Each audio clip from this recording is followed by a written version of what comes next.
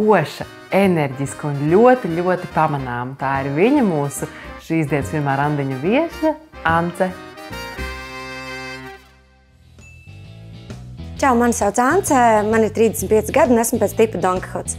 Ikdienā es darbojos bāru industrijā, bāros pasākumos un mobilajā aplikācijā Nocturne.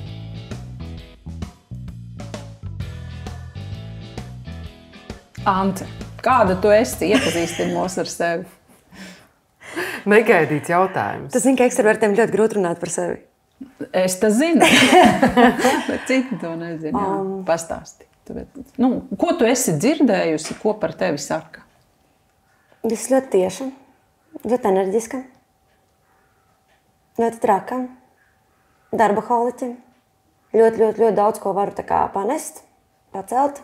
Tīri ne fiziskā ziņā, bet dzīves ziņā. Vienmēr saku, ko es domāju. Kā tev iet pa dzīvi ar to, ka tu saki, ko domā? Interesanti. Vai visiem tas patīk? Nē. Tas īpaši nepatīk tiem, kas mēģina kaut ko samuklīties vai melot vai kaut ko tādu. Un tad kad tu pasaki, hei, bet tā nav smuki, tad ir interesanti. Mums droši vien ir interesanti tevi iepazīt arī no socionikas puses. Un tev tavas iezīmes, tu tāda esi ekstraverta. Jā. Tev ir daudz enerģijas. Ļoti. Tu vari mazliet pagulēt un atkal... Jā. Kā tu atgūst enerģiju? Aiziet pagulēt. Bet ir arī reizes, kas ar mierīgi nosarāt 30 stundas no vietas pagulēt 2 stundas un 30? Mierīgi. Tas ir... bet es varu gulēt arī 30 stundas. Ok. Tas gan es nezinu, cik ar sociotipu ir saistīts, bet jā. Un tam nav jābūt savstarpēji vienam pēc otra. Aha. Tev patīk cilvēki? Nē, bet man viņus vajag. Jā. Man patīk cilvēki, ja viņi lielākoties ar mani nerunā. Tad tev vajadzētu strādāt kaut kādā bēru kantorī, kaut kādā vai kapiņos. Bet tur tev ir jābūt konkrētā laikā. Tad, kad ir bērns, tev ar to ir jārēķinās. Morgā varbūt, tur jau vienalga. Tur smagi, man liekas. Tad uzreiz mēs pārējām. Bet tur vēs vismaz. Jā. Šodien iepazīstam enerģisko sociotipu Don Quijotes. Šī tipa misija pasaulē ir izzināt to un saskatīt maksimāli daudz jaunas iespējas. Don Quijotes ir ekstraverts, iracionāls, loģisks un intuitīvs sociotips. Tāpēc šāda tipa cilvēkiem dzīvē interesē viss interesantais, aizraujošākais, savādākais, atšķirīgākais.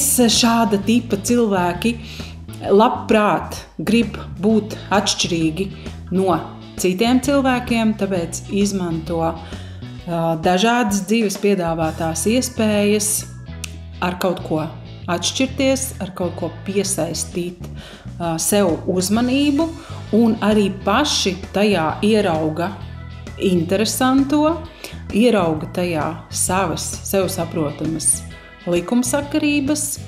Šādi tipi cilvēki ir diezgan taisnprātīgi, tādi taisnības cīnītāji, dažkārt nērti, dažkārt nesaprotami, bet kā jebkurš no tipiem ļoti vajadzīgi dzīves daudzveidībai.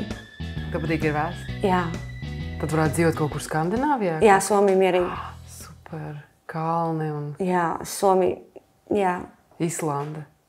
Nē, tur nav odi, bet tur nav arī McDonald's. Bet Somija tas ir man, jā. Sapņu zeme. Jā. Ar tādiem vikingiem kopā. Jā. Nes somu vīrieši ir ļoti vizuāli pievilcīgi. Jā. Ar tetovējumiem. Jā. Spēcīgi. Bārdām lieli. Jā. Somija ir tā viena no 2 valstīm, uz kurien es varētu tā kā mierīgi pārcelties. Un kur ir otra? Amsterdamā.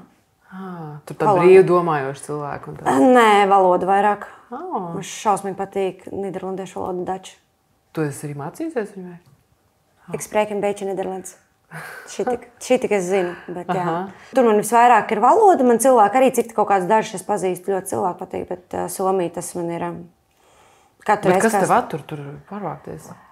Šobrīd, teiksim tā, ka ja es izlemtu, ka es braucu, tad man vienkārši ar kaķi viss ir jāsakārto. Ko atradīs Mevijai? Nē, nekādā gadījumā. Nekādā gadījumā. Nē, nevienam. Tad nē, kaķis nāk ar mani. Tur nav opcija. Tev ir seniors kaķis vai maziņš? 12. Bet viņš jau tālu līdz senioram. Viņš ir enerģisks. Jā, viņš ir liels, pamatīgs roncis un bez viņa nekur. Man jau ir grūti tagad, kad es, piemēram, mums kaut kādu nepilnu nedēļu aizbraucu uz Somiju, man jau tad ir grūti viņu atstāt. Man ir, kas viņu pieskat. Ir, kas katru dienu nāk un pieskat, bet jā, ja es pārceltos, tad vienkārši tad... Bet es domāju, Somija, tas jau kaķim arī diezgan... 45 minūtes ar lidošīm. Vispār. Tas nekas tāds nav. Jā. Kā tev iracionalitāte izpaužas? Tomēr piezvanīt, braucam. Es atveru e-pastu, man biļets uz Somiju, davai, ok. Vai uz citrienu? Arī ok. Nē, vienkārši pēdējā laikā ir tā, kad... Es atveru e-pastu biļetes uz Somiju. Viņas vienkārši atnāk no Air Baltica piedāvā? Nē, Air Baltica, nē. Jo es arī nevienmēr Air Baltica lido, bet jā. Okay. Jā.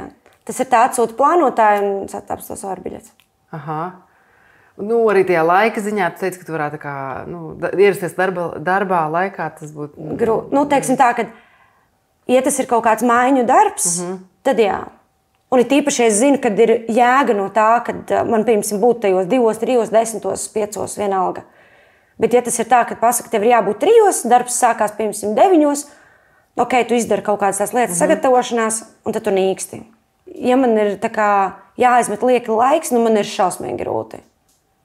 Šausmīgi grūti ierasties kaut kur tikai tāpēc, kad es esmu priekšniece, man tā vajag, es tā teicu. Ja tas ir vienīgais pamatojums. Tev ir grūti ar autoritātēm. Man nevis tas, ka, ja es tam neredzu jēgu, ja tam ir pamatojums tāpēc, ka tur klientiem vajag vai pasūtījums, vai tas nav problēma. Bet ja vienīgais pamatojums ir tāpēc, ka es tā teicu, tad man ir tāds, ok, tavs bizness, tavs problēmas. Bet šis pats jau varētu būt arī attiecībās, vai ne tāda lieta, ka tas otrs cilvēks kaut ko grib un viņam kaut kas interesē. Bet ka tu saki, jēga. Nē, bet ja tas iepriecina otru cilvēku, tas ir pietiekams iemesls. Tas ir pietiekams pamatojums, bet ja kā priekšniecība vienkārši grib, lai es nāku 3 stundas ātrāk un vienkārši atsēžu. Bet tev maksā par to. Bet te jēga nekāda. Es tajā laikā labāk paguļu. Bez maksas. Jā, nevis vienkārši tu vienkārši sevis ir pirmajā vietā. Jā. Don Kihots ir demokrāts. Mēs jau iepriekš esam šo iezīmi apskatījuši un atceramies, ka demokrāti ir tie cilvēki, kas otru vērtē balstoties uz to, kādas ir šī cilvēka personīgās īpašības. Nevis viņa piederība kādai noteiktai grupai, priekšnieki, padotie, kolēģi, prezidenti, skolotāji, bet tieši rēķinoties ar to, kādas ir tā cilvēka, kas man stāv priekšā, personīgās rakstura īpašības vai sasniegumi. Tāpēc šai iezīmei ir ietekme arī uz to, kā mēs veidojam savas subordinācijas attiecības darbā, darba kolektīvā. Tikko Ants mums izstāstīja par to, ka klausīt priekšnieku tikai tāpēc, ka viņš ir priekšnieks, nav īsti viņas dabā.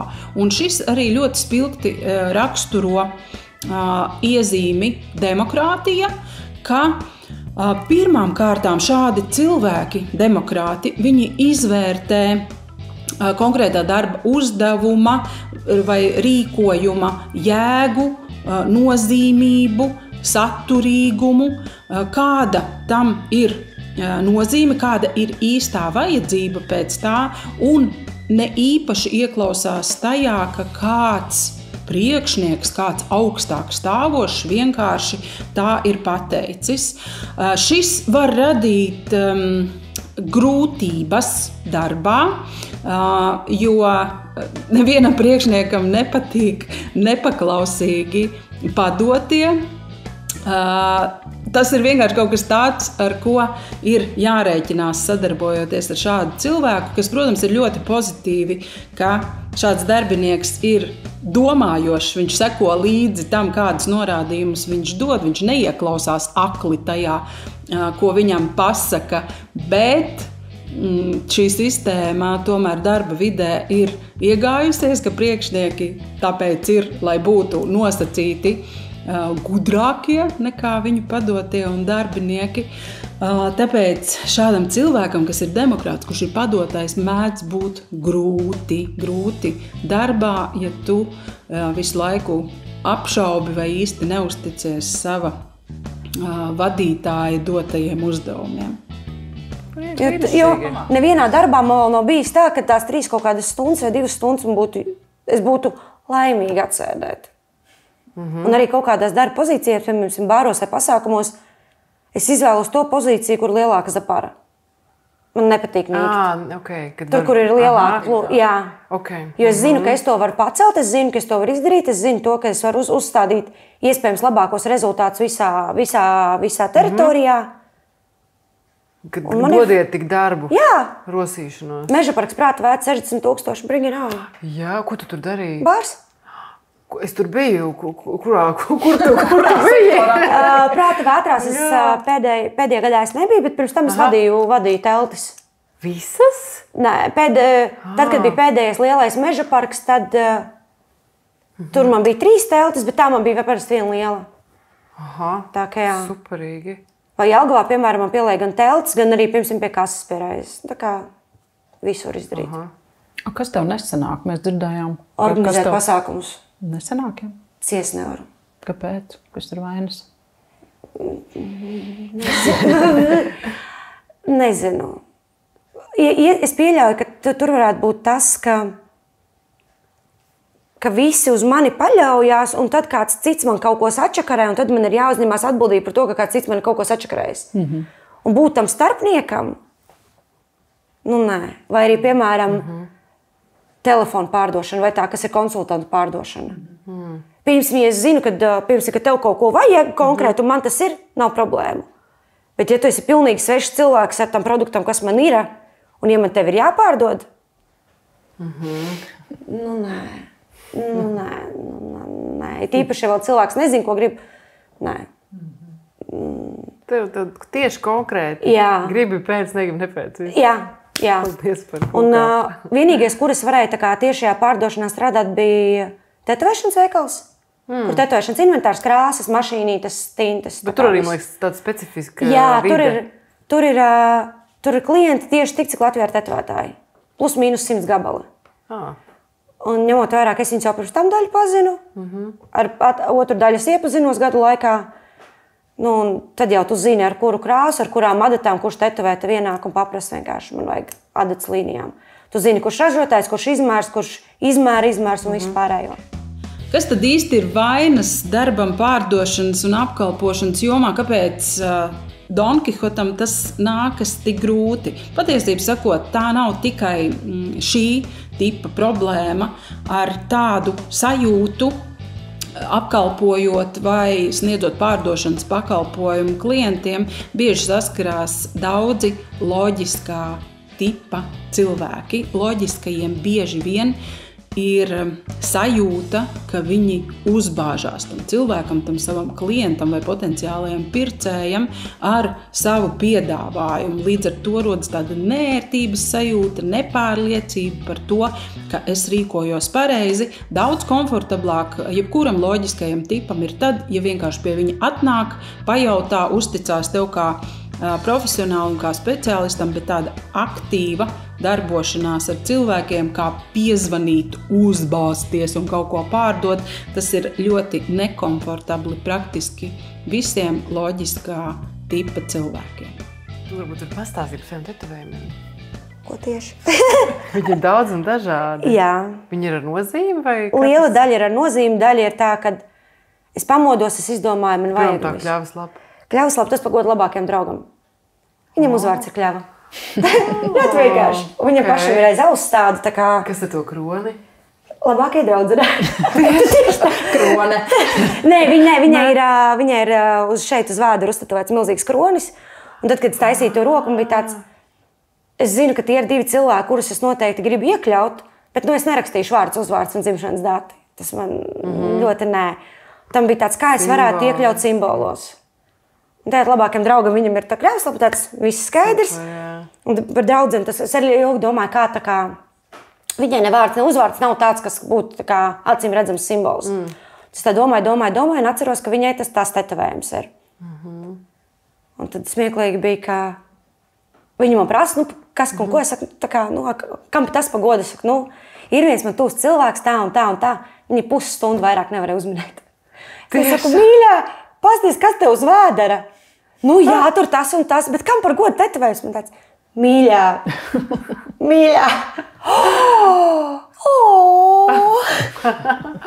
Nespēju noticēt. Tā kā nesalika kopā, jā. Ir kaut kādi filmu varoņi, ir kaut kādi no filmām, ir kaut kas ir vienkārši ieraudzīt dizainu patīk. Tas ir vienkārši... Kubiks vai nē? Kubiks ir no Mazā prinča grāmatas. Šitas ir vienkārši tetovētā dizains, ko es ieraudzīju, man patika. Tev nesāp, ka tev šito visu dara? Jā un nē. Rokas nesāp, kājas nesāp, sāni. Tas nav tikai uz rokām, tev ir vēl? Jā, viens no vissāpīgākajiem ir šeit. Tas sāp. Tur, jā, tur. Okay. Šis ir viens no pēdējiem arī. Šis arī izšķirtas kaulu arī sāpēja. Jā. Un tā arī, tā kā viss tas sāns ļoti sāpēja. Nice. Jā. Ja tev patīk un interesē mūsu pirmā randiņa viesi, ja tev interesē iepazīt dažādus sociotipus un izveidot sadarīgas attiecības, abonē šo kanālu un nepalaid garām jaunas sērijas. Ir, kur sāp, ir, kur nesāp. Ir arī tā, ka šodien var sāpēt, rīt var nesāpēt. Tas ir nenormāli individuāli. Droši vien atkarīgs arī no mēnesi fāzēm. No mēnesi fāzēm, cik tu esi paēdis, cik tu esi pagulējis, ko tu esi ēdis, cik tu esi ēdis, cik tu esi kafiju dzēris un vispārējais. Attieksim vīrietis ar tetovējumiem? Jā. Bez? Nē. Wow. Nē, bet tur ir vesels lauks, ko tā teikt, kam mesties virsū. Ja viņš pats pie tā nav nonācis... Tu domā, ka tā ir cita pilnīga domāšana? Nē, pašiem vīriešiem varbūt nevienmēr, bet manā pieredzē ir bijis, ka man ir bijušas 2 attiecības, kur vīrietim nav tetovējumi. Un viņa apkārtējiem cilvēkiem ar to rodas problēmas ar to, ka man ir tetovējumi. Un tad ir tāds un viņi paši arī nevar būt ar stingrais vārds un mugurkauls, ka pateikt, ne, tā ir man sieviete, es viņu izvēlēs, es viņu mīlu. Jā. Bet, tur piesadzies, tur pārkrāso matus, vai tur tā, vai tur šitā, vai no viņa kaut kādiem radiem, tu esi tur ragana nobūrusi, vai tur... Es esmu tāds brīnums dzirdējis. Man grūti iedomāties, kas tie cilvēkiem, kuriem problēmas ar tetovējumiem. Tur visticamāk ziņā problēmas. Kad jāpiesadzās vai kaut kas tur nav, man liekas ļoti skaisti. Es tā gribētu. Kristieši varbūt. Nē. Kas? Kristieši. Nē, tur pat nebija kristieši, tur vienkārši... Nezinu, nezinu kādi. Ļoti interesanti, jo es piemēram gribētu. Kāpēc tev nav? Es nezinu, kāpēc man nav. Ja tu izdomā kādreiz, ko tu gribi, kaut vai vizuāli uzrakst, man es tev pateikšu, kur jāiet. Redziet. Tetovējumi, tā ir tēma, par kuru arī sociānikā bieži tiek lausti šķēpi, izdarot secinājumus par to, kāda tipa cilvēki tad pieļauj uz sava ķermeņa tetovējumus, kāpēc viņi to dara un ko tas īsti nozīmē un liecina. Realitātē tetovējumi var būt absolūti jebkura sociotipa cilvēkam. Vai tas ir sensorais tips, vai tas ir intuitīvais tips. Ir tāds stereotips, ka it kā sensorajiem tipiem nemēdzot būt tetovējumi, bet dzīvē tas tā neapliecinās. Ja? Tā tas nenotiek, tetovēties var absolūti jebkura tipa cilvēks, bet, lai labāk saprastu vai pieņemsim šo pazīmi cilvēkā mēs izmantotu, vērtējot viņu, tā kā domājot, kāda tipa pārstāvs tad šis cilvēks varētu būt, vienmēr ir jāpajautā motivācija, kāpēc šāds tetovējums vai vairāki tetovējumi tiek taisīti, vai tajā ir ielikta kāda dziļa doma, ideja, vai varbūt cilvēks uzskata, ka tas vienkārši ir skaisti un izdēļo ķermeni, tā kā vienmēr ir jāpajautā tas, kāpēc tev ir šie tetovējumi, kā tie ir radušies, un ļoti bieži tieši intuitīvā tipa pārstāvjiem, kāds ir arī Don Kihots, vienmēr zem katra tetovējuma apakšā būs kāds īpašs stāsts, atgadījums vai varbūt pat dzīves filozofija, kāpēc tāds ir ticis izveidots. Tā kā šis ir mīts, ka tetovējās tikai intuitīvie tipi. To dara visi. Man droši vien iracionalitāte izpaustos tajā, ka es vienu dienu gribētu tetovējumu, nākamajā dienā varbūt negribētu. Nezinu, es nespēju sev iedomāties bez neviena tetovējumu. Tā kā jebkuru, ja man noņemt, man liktos, es vairs tā neesmu es. Es ar viņiem... No cik gadiem? Es vēl sāku tetovēties. 19 vai 20 man bija pirmie 3. Tad man bija milzīgi ilga pauze, tad bija maziņie, un tad uzreiz uztaisīju šito te visu lielākas man ir. Super. Tad man bija kaut kādi... Tas bija 12. gads, man liekas. Salīdzinoši nesen. Jā. Nu, tad Tev ir kādi hobiji? Jo mums bija, piemēram, pirmajā randiņā arī, teiksim, tādas, es nezinu, vai viņām bija tetovējumi vai ne, bet katrā ziņā ar močiem, kas brauc. Es par moci esmu domājusi. Es esmu ļoti domājusi par moci, ļoti gribētu moci. Jā. Bet tas man atkal atdurās pret to, ka es vēl neesmu radusi motivāciju nokārtot tiesības. Un it kā man vajadzētu, bet tad ir tas moments, ka es nelietoju alkoholu un visi to zina. Un tad tev visi būs jāvadā? Joprojām ir tā, ka, piemēram, ja es esmu kaut kādā pilnīgi random vidē, kur kāds uzzina, kad manā glāzē nav alkohols, 3 jautājumu nākotnē būs, vai tev ir tiesības. Un tas ir arī ne tikai manā kaut kādā vidē, bet man ir arī pazīstami, kas ir pilnīgi citās vidēs, citos gadskaitļos, pilnīgi citur, kur arī vispār necik neko nelieto. Arī tos cilvēkus aicina uz pasākumiem tikai tāpēc, ka viņiem ir tiesības, viņi nedzer. Arī nevar iedomāties. Jā, tāpēc, kad ja nav tā birkus pieres, es neko nelietoju, tad jā, un man dzīvē pa lielam ir bijuši tā, kad vienreiz ir tikai vajadzīgs bijuši tā, ka man ir tiesības pa visiem šiem gadiem. Es dzīvoju centrā, man viss ir par rokai. Okay. Un ja man kaut kāds 300-400 eiro mašīna izdot, šobrīd nav, jā. Ja var pagulēt. Tieši tā, ja var pagulēt un ja var aiziet ar kājām visur, vai ar riteni. Jā. Ance, tu nedaudz ieminējies par attiecībām, bet ko tu gribētu, lai tevī novērtē tas tavs otrs cilvēks? Ar ko tu esi gatava vai gribi būt vērtīga kādam cilvēkam, ne tikai varbūt ar kādām vizuālām lietām, bet kas ir tevī tāds, par ko tu justos, kad jā, šo manī saskatīja pareizi? To, ka es esmu uzticama, uzticīga, lojāla, atklāta, tieša. Ka es zinu, varbūt tas no manis izklausīsies jocīgi, bet pēdējo gadu laikā es esmu sapratusi, cik ļoti svarīgi ir atklāta komunikācija un tieša attiecībās. Un man liekas, ka to es esmu diezgan iemācījusies pēdējā laikā. Tā, ka tiešām, ja ir kaut kas, tad, hei, tas ir jāizrunā. Protams, tas ir arī tas, ko es sagaidu no otra cilvēka. Jā, tas arī, kad viens ir tas, ka es varu pati par sevi būt, un lai tas nebūtu cilvēkam ar to problēmas, jo ar to es esmu arī saskārsies, kad ir cilvēkam ar to problēmas.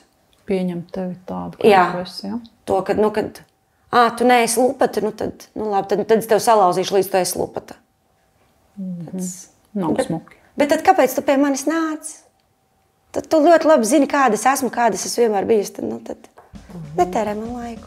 Tikko Ance aizskāra ļoti būtisku tēmu savstarpējās attiecībās. Patiesību sakot, absolūti visi cilvēki augst un ilgojās pēc tā, lai katru no mums pieņemtu tāds, kāds es esmu.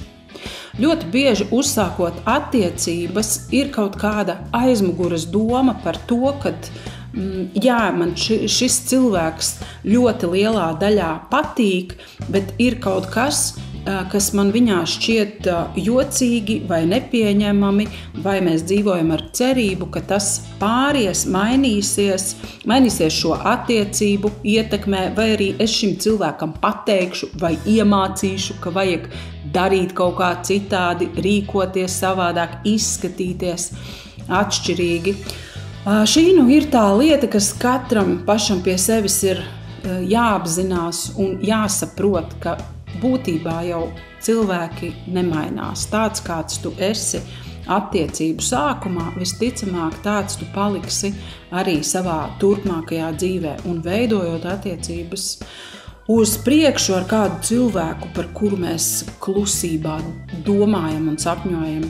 Viņu pārtaisīt jau sākotnēji šis viss ir lemts neizdoties. Ja? Tā kā skatāmies uz to cilvēku, ko mēs esam noskatījuši, kā uz absolūti labu, foršu, brīnišķīgu, tāds kāds viņš ir, pieņemam viņu kā veselu, pilnu komplektu, neceram, neilgojamies pēc tā, ka kaut kas viņā varētu mainīties, ja vien viņš pats neizlems kaut ko sevī pilnveidot, uzlabot, varbūt redzot tavu pozitīvo piemēru, tā kā iedvesmojoties, kaut kā saskatot, ka tā atšķirīgā pieeja ir foršāka, bet piespiedu kārtā pārmaiņas pat lielas mīlestības vārdā, diemžēl, nav sagaidāmas.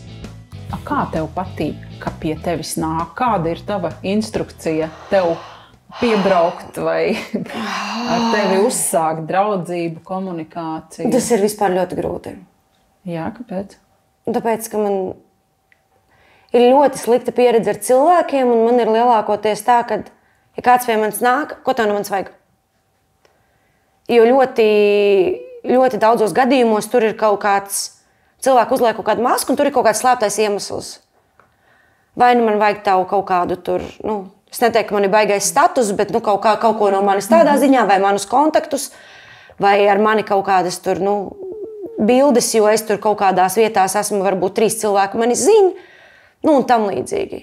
Bet tā ir tā realitāte, vai tā ir tā tava sajūta? Nē, tā ir realitāte. Tā ir realitāte, kad piemēram, arī, kad kaut kādā pasākumā es ielieku kaut kādu storiju, ietego mani, tad cerēšu pašairots būšu slavena.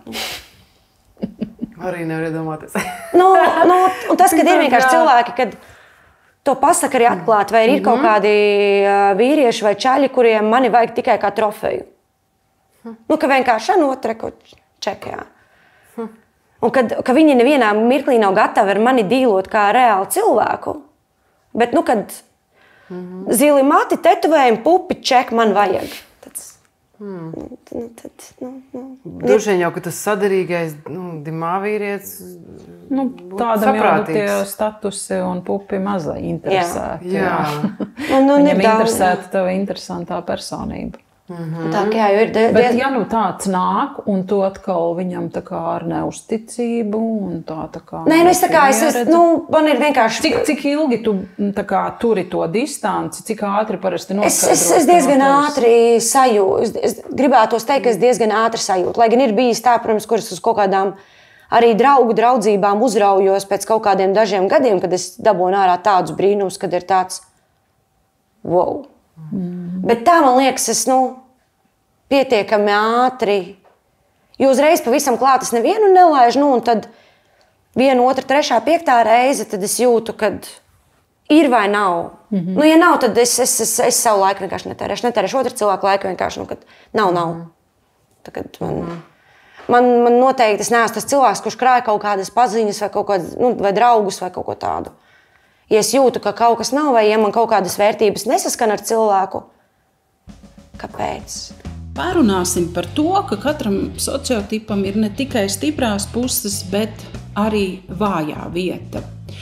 Lai izprastu sociotipa vājo vietu, mums ir jāieskatās katra tipa psihes modelī, un tur mēs ieraugam, ka pilnīgi katram, ne tikai Don Kihotam, ir tikusi no dabas iedalīta joma vai tēma, ar kuru viņš grūti tiek galā, varbūt nesaprot vai šaubās, vai varbūt dažkārt ieciklējās tajā jautājumā. Sociotipam Don Kihots šī vājā vieta ir attieksmes ētika, un vienkāršā valodā runājot, tā ir grūti uztverama joma, ko citi cilvēki jūt pret mani, kā viņi patiesībā pret mani attiecās, tāda nedrošības sajūta par to, kā citi mani vērtē, kā viņi mani redz. šādas vājās iezīmes iespaidā var rasties sajūtas par kaut kādām sazvērstības teorijām, par atriebību, varbūt sajūta, ka mani nepieņem, mani nemīl, pret mani kaut kā nepārāk labi izturās, mani aizvaino, mani pieviļ. Es viļos cilvēkos, es viļos draudzībā, kas nevienmēr atbilst īstenībai. Tā ir tāda pastiprināti piesardzīga attieksme pret citiem cilvēkiem. Tās mēdz būt grūtības vai problēmas ar uzticēšanos citiem cilvēkiem, bet jāsaprot, ka tā ir nevis kaut kāda bērnības trauma vai kaut kāda fantāzija šim cilvēkam, bet tā ir sociotipa vājā vieta. Katram tipam mūsu šīs vājās vietas ir iedalītas, un, ziniet, tas ir ar gudru ziņu. Tas nav tāpēc, ka daba vēlētos mums kaut kā atriepties vai nodarīt pāri, lai mēs nejustos šai pasaulē gana labi. Nē, šīs te vājās vietas mums ir tieši tāpēc, ka šajos mums grūtajos jautājumos mums vislabāk var palīdzēt tas mūsu sadarīgais duālais tips. Tā kā Don Kihota gadījumā tas ir sociotips Dimā, kurš brīvi jūtās šajās cilvēku savstarpējo attiecību tēmās. Viņš neizjūt tādu trauksmi par to, ka kāds varētu ne tā paskatīties vai kaut ko izdarīt nepārāk labu attiecībā pret tevi. Tātad mūsu vājās vietas ir vajadzīgas tāpēc, lai sadarīgais tips tev varētu nākt palīgā, talkā, lai viņš tev nosektu tavu vājo, sāpīgo punktu. Un šādi tas strādā pilnīgi katrā sadarīgo tipu pārī, tikai katram ir viņa vājā vieta un attiecīgi katram viņa sadarīgajam tā stiprā nozare, ar kuru viņš spēj nodrošināt tavu vājo punktu. Tāpēc ir vērts meklēt savas sadarīgās attiecības, vienkārši tāpēc, lai labi justos. Tās vērtības, tu vari varbūt minēt kādas? Piemēram, ja cilvēks ir šausmīgi materiālistisks. Es pieredzes arī bija viena draudzene, kurai, tad, kad es stāstu, es tur satikos ar čalu, viņai tāds, kādā krāsā viņam, nevis kādā krāsā viņam mašīna, bet kāda viņam mašīna, kur viņš strādā, cik viņš pelna, kur viņš dzīvo. Man liekas, ka tā mašīna bija tumša. Riteņi bija, stūra bija. Jā, bet ārā bija tumša. Tā kā man liekas, ka tā mašīna bija tumša. Un man ir tāds, ka tās nav manas vērtības. Tad tev attiecīgi vērtība ir vairāk tā garīgā pasaule? Man vērtība ir drošība. Jā, lai es cilvēka klātbūtnē justos droši. Gan fiziski, gan emocionāli. Jā. Un ir īpaši par kaut kādām partnerattiecībām runā, lai es varu, piemēram, ejot pa ielu vai vispār ikdienā, lai ir momenti, kas vienkārši atslēg smadzeni. Lai es zinu, ka es esmu drošībā. Kad tev aizvedīs, kur jāaizved ir? Jā, kad arī, piemēram, kad mēs aizjām kaut kur, piemēram, publiskā vietā, ka man nav jāuztraucās par kaut kādiem sexual harassmentiem vai kaut kā no malas. Ka es varu vienkārši atslābt un atbrīvoties. Tu gribi tādu tā kā klasisku vīrieti, kas tevi sargā. Jā, Vikingu. Jā. Vikingu, jā. Tādu, bez matiem. Bet jā. Tas ir to, jā, bet jā. Es domāju, man siekals. Jā. Es saprotu, par ko tu runāji. Liels līdzes bārdnēns ar tetovējumiem. Un ko jūs kopā darītu? Jebko. Aizbraukt kaut kur paceļot, pastaigāties. Rīt pieceltos, paies brokastis. Pulkstens 2 dienā. Jā. Bet tev ir tādi, es nezinu, kādi lielie globālie dzīves mērķi, vai tas ir vairāk dzīvoties? Šeit un tagad. Jā, šeit un tagad. Jo arī, tā kaut kā attiecības es baigi nemeklēju, jo pēdējo gadu kaut kāda pieredze ir bijusi pārāk traumatiska. Bet arī tas, ka es neesmu īsti dzīvē satikusi nevienu vīrieti, kam es blakus varētu tā kā justies tiešām droši. Bez matiem, bārdi. Ne, tas ir bijis? Jā. Atrod kādu, kurš nav bijis. bet tādā ziņā, ka tas ir tas, ko es vizuāli gribētu. Tas, kas man vizuāli uzrunā. Bet dienas beigās ir tas, ka viņš var būt pēc textbook vienkārši perfekts, bet ja es viņam blakus nejūtos droši. Tā kā tu teici par to trofeju, arī, ka tas vīrietis tas pat ir vēl mazāk, bet tas, ja es ejot pa ielu un ja es ar savām kaut kādām maņām jūtu, ka tur iet kaut kāds cilvēks, ka es nejūtos droši. Bet tu domā, cilvēks, kas nāk pretī, kas varētu uzbrukt? Kas var uzbrukt, kas var kaut kādas frāzes teikt nepatīkamas, kas var sagramstīties vai kaut ko, tā kā... Un tad tas tavs vīrietis... Ne tā, kad vienkārši... Viņš vienkārši ir blakus un neviens pat neuzdrošinās. Jā, tas ir viens, un otrs arī, piemēram, bārā, ka ja mēs, piemēram, kaut kur, es nezinu, tur viens gaida pie bāra, viens kaut kur pie galdiņa, ka ja kāds man nāk, pieņemsim kaut ko, tur piesieties, tad viņš to nokārtos, ka man nav ar to jādīlo vai jākaujās ar to. Jo līdz šim ir bijis tā, kad tev piesājās, tu vainīga. Ko vīrietim no tevis negaidīt attiecībās, kāda tu nekad nebūsi? Es noteikti nekad nebūšu agrais rīta putns. Ar to arī ir bijusi slikta pieredze, kad cilvēkam pasaka, kad es esmu tas cilvēks, kas dzīvo pa naktīm augšā un kas guļ no rītiem. Un tad ir 9 no rīta. Kāpēc tu guli vēl? Ir taču diena šeit sākusies. Bet arī, tur arī bija, tas arī bija līdzīgi, un tad ir tāds, ja tu neesi pašpietiekams. Priekš kam? Man tas nav interesanti, ja tu neesi pašpietiekams. Tu esi kā kaķis, jā? Nē, es esmu pašpietiekama, es esmu mierīgi iztikt. Jā. Ance, celies, lūdzu. Nē, kaķis, mans kaķis šitā nedara. Jā. Tas man tik ļoti nedara. Ne. Vēl arī, kas man noteikti nedara, tie vīrieši, kuriem varbūt pašiem ir mugurkauls un pauti, bet kuriem ir problēma ar to, ka man ir. Kuriem ir problēma ar to, ka es esmu pašpārliecināta un pašpietiekama, un kad es varu arī bez viņa iztikt.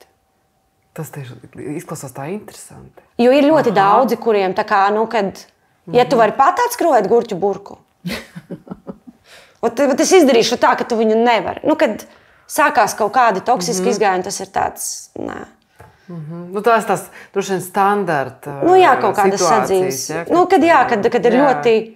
Jo tev jau attiecības nevis priekš gurķu burkas, bet priekš man vajag blakus cilvēku, jo visus var izdarīt pati. Un ja es kādreiz arī meklētu attiecības, tas meklēju līdzvērtīgu partneri, kas teiksim, dot manai dzīvē papildinājumu. Nevis, kas būtu kā ankurs, kas ilgt uz leju, bet kas man varētu iedot kaut ko jaunu, kaut ko vairāk, kaut ko.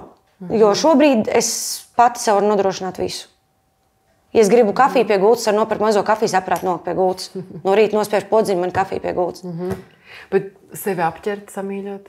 Man ir Halo, man ir kaķis. Viss ir atrisināts. Gan jau kaut kas ir, vai ne? Kaut kādi brīži. Vienīgais, ko es esmu atklājusi, ir brokastis gultā un kafija gultā. Bet kafijas aparātu var atrisināt un brokastis tur vienkārši nolikt vakarā pie gultas. Bet kaut kādi brīži, kad tu jūti, ka forši, ka viņš būtu blakus. Kaut kāds brīdis. Viss vēl priekšā. Ļoti reti, bet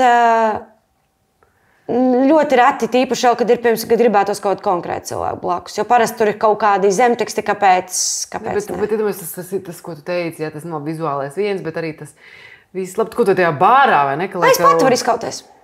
Nē, kaut kādam jābūt brīdim, lūdzu. Nav. Tur jau tā lieta, kad es esmu savu dzīvi tā kā visu izkārtojis to, kad... Un arī es redzu, ka kādai citai meitenei piesies, es aiziešu arī pa viņu izkauties. Man nav. Tur man nav problēma. Labi, neattīstīs. Šito var attīstīt, uz vēl 10 raidījumiem. Drosmīgie un bezbailīgie vikingi. Šeit ir brīnišķīgā, interesantā un aizrautīgā Ance. Nāc viņu sargāt un esiet kopā ļoti, ļoti laimīgi. Paldies, ka noskatījies šo epizodi. Noteikti ieraksti komentārā, vai tev būtu drosme piedalīties šādā projektā. Un, protams, abonē kanālu, lai nepalaistu garām jaunās epizodes.